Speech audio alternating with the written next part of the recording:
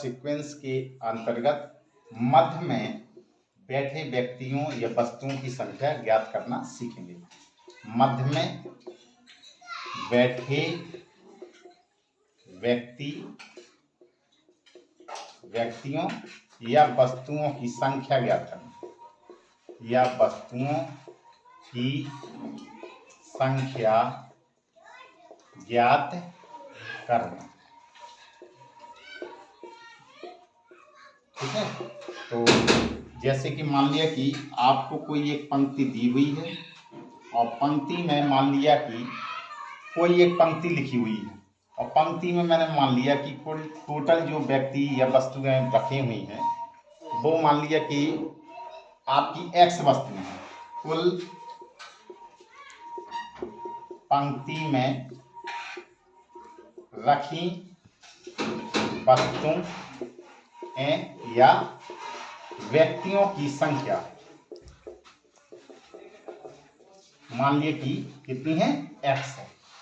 ठीक है, अब मैंने कहा है कि किसी पंक्ति में मान लिया कि एक राजेश है कोई व्यक्ति, उसका मान लिया कि किसी पंक्ति में लेफ्ट से मान लिया कि लेफ्ट से स्थान है। लेफ्ट से कोई कहेगा कि लेफ्ट का मतलब बायां से गिनती देगा, 17वां स्थान है, 18वां स्थान है या 19वां स्थान है, कोई भी स्थान कहेगा। मान लिया कि एक आपको बाएं से स्थान दिया गया है, ठीक है, और एक आपको कहेगा कि दाएं से, मान लीजिए आर उसको मान लीजिए। ठीक है, किसी कोई पंक्ति है, किसी पंक्ति में बाएं से मान लिया कि उसका एलवां स्थान है और दाएं से उसका मान लिया कि आरवां स्थान है। मैंने एल इसलिए लिखा क्योंकि एल को लेफ्ट होता है, लेफ्ट इसलिए मैंने बायां को लिख दिया, और आर फोर होता है राइट, और राइट का मतलब दाएं। और कुल व्यक्तियों की संख्या बेटा कितनी है, एक्स है। और अगर बेटा आपको मध्य में बैठे व्यक्तियों की संख्या ज्ञात करनी है तो इसके लिए बेटा 3 टाइप के कंडीशन खुलती है। ठीक है, 3 की जगह आप 5 टाइप की कंडीशन भी कह सकते हो। तो इसमें 5 टाइप की कंडीशनें खुलती हैं। एक पहली कंडीशन क्या है कि यदि बेटा एल और हमने एल और आर को जोड़ा, बाएं स्थान और दाएं स्थान को जोड़ा, एल प्लस आर को जोड़ा और जोड़ने के बाद वो मान लिया कि एक्स से, एक्स का मतलब होता है टोटल, एक्स का मतलब क्या है, टोटल संख्या, यानी कि एक्स से मान लिया कि मान उसका कम निकला। क्या निकला है, कम मान कैसा निकला है, कम निकला है। तो बेटा मध्य का मतलब कि जो बेटा मैंने एल नाम और आर नाम लिया है इसके मध्य में कितने व्यक्ति बैठे हैं वो संख्या ज्ञात करनी है। तो मध्य वाली संख्या, अगर मध्य का मतलब आप यहाँ पे एमटी कह दीजिए, मिडिल टर्म यानी कि बीच वाला पद। अगर मध्य की संख्या ज्ञात करनी है तो बस बेटा आपको क्या करना है, टोटल में से आप क्या करेंगे, लेफ्ट का स्थान और राइट के स्थान दोनों को जोड़ के घटा देंगे। बस बेटा यही आपका आंसर। जैसे कि सपोज दैट मैंने एग्जाम्पल दिया कि कोई मान लिया कि राजेश नाम का लड़का है और राजेश का मान लिया कि किसी पंक्ति में लेफ्ट से मान लिया 12वां स्थान है और राइट से मान लिया कि उसका 13वां स्थान है। राइट से कितना स्थान है, 13वां। और मैंने कहा कि टोटल जो पंक्ति में व्यक्ति हैं, टोटल जो आपको एक्स है, एक्स का मान लीजिए कि टोटल व्यक्ति जो उसमें बैठे हुए वो कितनी है, 26 है। अब आपसे कहा गया तो बताइए कि जो आपका राजेश है, राजेश का मान लिया कि लेफ्ट से 12वां स्थान है और यहाँ पे मान लिया कि राजेश का लेफ्ट से कौन सा स्थान है, 12वां। और मान लिया कि एक नाम है जिसका नाम मान लिया कि सुमित कह दीजिए, तो सुमित का मान लिया कि दाएं से कौन सा स्थान है, 13वां स्थान। तो आपसे अगर ये कहा जाए कि राजेश और सुमित के बीच में कितने व्यक्ति बैठे हुए हैं, तो अगर कभी भी ऐसी संख्या निकालनी हो तो आपको बेटा क्या करना है, तो आप निकालेंगे मिडिल टर्म बराबर क्या करना है कि जो बायां और दायां स्थान दिए गए हैं दोनों को जोड़ लेना है। दोनों को बेटा क्या करेंगे, जोड़ देंगे और टोटल में से बेटा घटा देना। तो टोटल कितना माना गया है, एक्स में से बेटा इनको घटा देंगे। एक्स का मान यहाँ पे कितना दिया, 26, तो 26 में से 12 और 13 को जोड़ेंगे कितना होगा, 25। तो उनके बीच में बेटा कितने बैठे हुए हैं व्यक्ति, एक व्यक्ति बैठा होगा। ठीक है, तो इस टाइप से अगर ऐसा दिया गया है तो ऐसा आप ज्ञात कर सकते हैं। ये है कि जैसे मान लीजिए आपने लेफ्ट वाला स्थान लिया और आपने मान लिया कि राइट वाला स्थान लिया और टोटल आपका कितना है बेटा, टोटल है आपका x। अगर बेटा आपने मान लिया कि लेफ्ट वाले स्थान और राइट वाले स्थान को जोड़ा, लेफ्ट वाले स्थान और राइट वाले स्थान को जोड़ा और उनका टोटल बेटा x के बराबर आ गया। किसके बराबर आ गया, x के बराबर आ गया। तो आपको बेटा क्या करना है, अगर कभी भी बेटा लेफ्ट और राइट का मान x के बराबर आ जाए, x का मतलब क्या बताया मैंने, टोटल, अगर इनके बराबर आ जाए और तुमसे कहा जाए कि कोई भी दो व्यक्ति बैठे हैं उनके बीच में व्यक्तियों की संख्या बताइए, तो आपका कभी भी बेटा मिडिल टर्म में निकलेगा, तो मिडिल टर्म में हमेशा बेटा कितना निकलेगा, 0 निकलेगा। कितना निकलेगा, 0। ऐसे प्रश्नों को लगाने की जरूरत ही नहीं होती है। अगर जैसे मान लीजिए कि सपोर्टेड, आपको मान लीजिए कि तीसरी कंडीशन में ऐसा आया कि आपने बेटा लेफ्ट और राइट को तो जोड़ा, लेकिन इनका जोड़ बेटा x से एक आगे निकला, x से एक आगे निकला। x का मतलब क्या है कि उस पंक्ति में जितने व्यक्ति बैठे हुए हैं कुल संख्या है। अगर मान लीजिए कि आपने लेफ्ट और राइट दोनों को जोड़ा और उनकी संख्या कुल व्यक्तियों की संख्या से एक ज्यादा निकली, तो बेटा आपको ऐसे प्रश्नों को लगाने की जरूरत नहीं है। तब आपका मिडिल टर्म में कितना आएगा बेटा, हमेशा 0 ही आ जाएगा। मिडिल टर्म का मतलब क्या होता है, मध्य में बैठे व्यक्तियों की संख्या, बैठे व्यक्तियों की संख्या। तो इस आपने देखा कि आपकी ये कंडीशन कितनी हो गई, 3 हुई। अब मान लीजिए कि चौथी कंडीशन में ऐसा आता है, चौथी कंडीशन में मान लीजिए कि ऐसा आया कि आपने L और R को जोड़ा, L और R को जोड़ा, लेकिन उनका मान बेटा X से कितने आगे निकला, 2 मान निकला। तो आपको बेटा इस कंडीशन में भी मध्यमा पद यानी कि मध्य में बैठे व्यक्तियों की संख्या निकालने की जरूरत नहीं है। इसका भी बेटा आंसर कितना आएगा, 0 आएगा। ठीक है, स्टॉप। यदि बेटा मान लीजिए कि 5वीं स्थिति में ऐसा उत्पन्न हुआ कि आपने बेटा L यानी कि बायां पद और दायां पद दोनों को जोड़ा, बायां पद और दायां पद दोनों को जोड़ा और का मान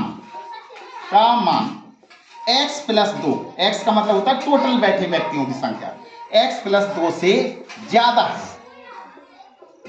है तो मध्य में बैठे व्यक्तियों की संख्या। तो मध्य में बैठे व्यक्तियों की संख्या बेटा कैसा करना है, आपको सिर्फ क्या करना है कि जो बेटा आपका x प्लस जो आपका बेटा L प्लस R का मैंने मान बताया कि x प्लस 2 से ज्यादा निकले, तो आपको बेटा क्या करना है, मध्य में बैठे व्यक्तियों की संख्या लिखिए। तो मध्य में बैठे व्यक्तियों की संख्या के निकालने के लिए आप क्या करेंगे बेटा, L प्लस R में से आपको बेटा x प्लस 2 को घटा देना है, तो आपका आंसर बेटा आ जाएगा। क्लियर। स्टॉप। एग्जाम्पल दिया कि किसी पंक्ति में कुल व्यक्तियों की संख्या 26 है। यदि पंक्ति में राजेश का प्रारंभ या बायां से 17वां स्थान और सुमित का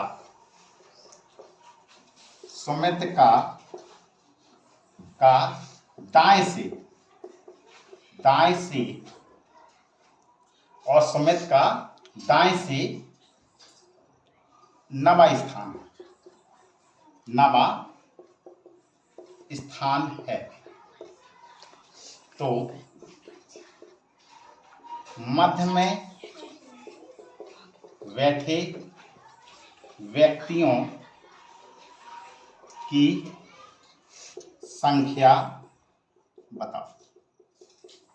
तो आपको प्रश्न ऐसा दिया गया था, तो आपने देखा कि जो आपको बेटा कुल संख्या लिखी हुई है उस कुल संख्या का मतलब क्या है, x है, और जो आपको बेटा बाएं शब्द लिखा है उसका मतलब L है। कितना दिया है, 17।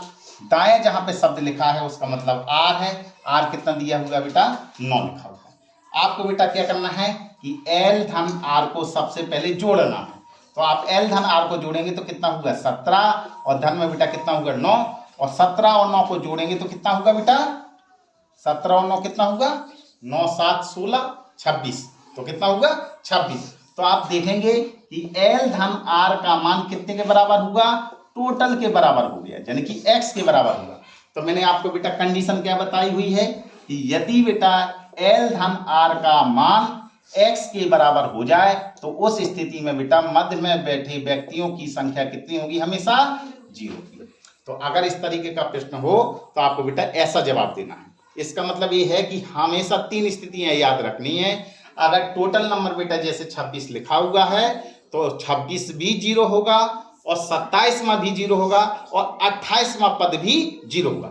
जैसे मान लिया कि सपोज डेट मैंने दिया कि लेफ्ट से किसी व्यक्ति का स्थान मान लिया कि 18वां है और मान लिया कि राइट से उस व्यक्ति का स्थान 9वां है और टोटल व्यक्तियों की संख्या कितनी है मान लिया कि 26 है।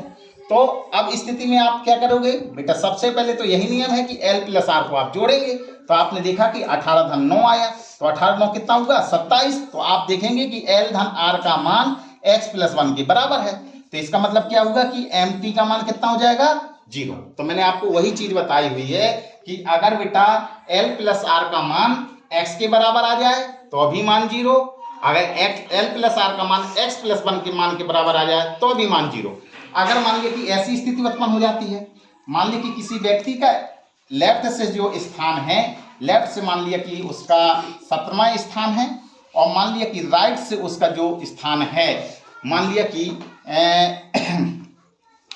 कितना है ये 17 है और राइट से मान लिया कि उसका स्थान 11वां स्थान है और उसको जोड़ा आपने किसको लेफ्ट धन राइट को जोड़ा तो कितना होगा 17 धन में 11 17 और 11 को जोड़ेंगे तो कितना होगा 28। तो आप देखेंगे कि L प्लस आर का मान कितने के बराबर होगा x धन 2 के बराबर क्योंकि x का मान कितना लिखा हुआ है 26 और 26 में 2 जोड़ेंगे तो कितना होगा 28। तो इस स्थिति में mt का मान कितना होगा 0। तो मध्य में बैठे व्यक्तियों की संख्या कितनी हो जाएगी 0।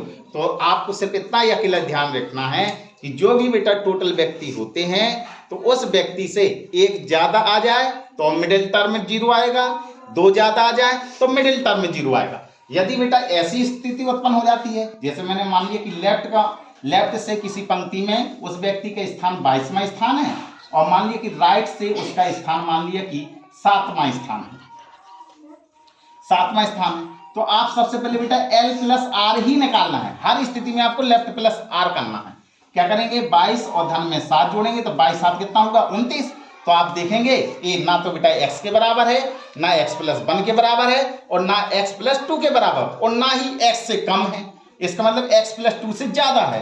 तो ज्यादा के लिए बेटा मैंने क्या नियम बताया कि x प्लस 2 को आपको क्या करना है कि लेफ्ट प्लस आर से घटा देना है। तो आपको क्या करना है बेटा लेफ्ट प्लस आर में से आपको x प्लस 2 घटा देना है। तो l प्लस आर कितना आया होगा बेटा 29 और x प्लस 2 का मान x की जगह कितना मान बेटा है 26। तो 26 और 2 कितना होगा बेटा 28। इसका मतलब mt जो निकल के आया है 29 में से 28 गया कितना बेटा बचा 1। तो एक व्यक्ति है ठीक है। व्यक्तियों की संख्या निकालनी है तो इसके लिए 5 स्थितियां उत्पन्न होती हैं। पहली स्थिति ये है कि यदि बेटा L प्लस आर का मान x से कम आए तो आपको बेटा मिडिल टर्म में कैसे निकालना है x में से आपको L प्लस आर को घटा देना है। यदि L प्लस आर का मान x के बराबर आता है तो मान 0 आ जाता है।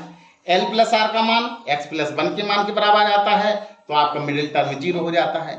अगर L प्लस आर का मान x प्लस 2 के मान के बराबर आ जाए तो भी आपका मिडिल टर्म 0 हो जाता है। यदि बेटा L प्लस आर का मान आपने जोड़ा और उसका मान x प्लस 2 से ज्यादा निकला तो आप मिडिल टर्म कैसे बेटा घटाओगे कि L प्लस आर में से x प्लस 2 को घटा दोगे। तो इस प्रकार से हम किसी भी पंक्ति में मध्य में बैठे व्यक्तियों की संख्या ज्ञात कर सकते हैं।